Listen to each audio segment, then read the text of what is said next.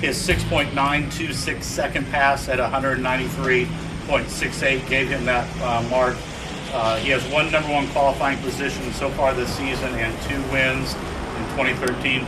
Michael, talk about that first run out there. Had a little bit of an engine problem. Let's talk about how that kind of affected your second pass.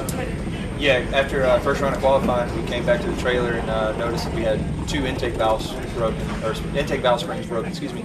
And for an S&S powered Buell, we only have 2 intake valves, so we were really down on some power after the first pass. But we were really pleased to see the 92 come up on the board. We felt that the bike was going to be able to go out there and be competitive and jump right to the top, and then to see that we had a few little mechanical errors that really didn't bite us. Fortunately, we were able to get right around them. So we changed them out. We had actually kind of elected to maybe not run the last pass. And once we found a few problems, George said, "Hey, let's go ahead and fix it. Let's just make sure that it's really, peachy and loving life. And that way, in the morning when we get back up here, we run early tomorrow. So tomorrow really be the session for the bikes." So it felt good after the first pass, and then definitely for the second session to go back out.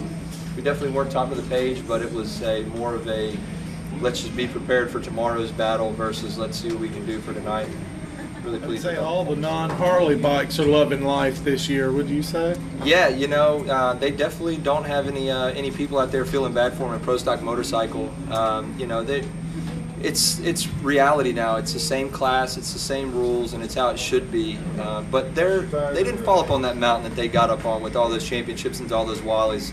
I personally kind of feel that they're in test mode right now. They know that they've got a few more races before they really have to step on it to get it to the countdown, but they'll be back. They'll be back. It's definitely everybody's enjoying it right now because the class has never been more competitive. We've had 3 different winners this year, and last year I think all we had was 3 different winners, and I happen to be one of them. So it's nice to see Harley back down to reality. I know that they're definitely not enjoying it. Nobody enjoys getting their butt kicked every week, but it's a nice little bit of their own medicine back to them from last year. George Bryce was saying that you guys kind of have your swagger back here. Yeah. How is it how's the morale in the camp?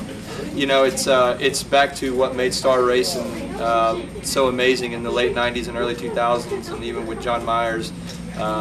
George is a really awesome crew chief. Everybody back at the shop, I mean, they're the same employees that gave John Myers and Angel their first championships are the same employees that are still there today.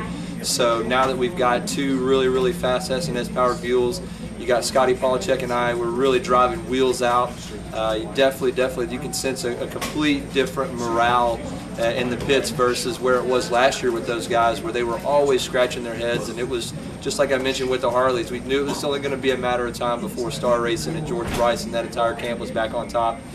Didn't really expect it to take off so fast this year, but we're definitely not upset about how much success we've had in the first few races.